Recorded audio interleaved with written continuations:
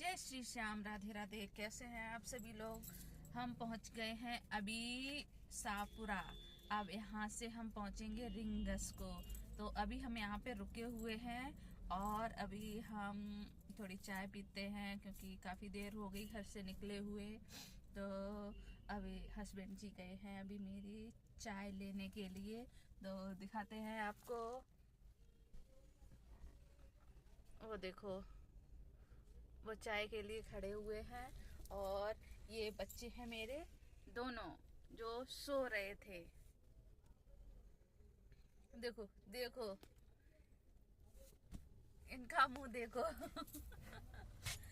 तो पहुंचते हैं 27 तारीख को। एकादशी है, 12 साढ़े 12 बजे के बाद एकादशी लग जाएगी।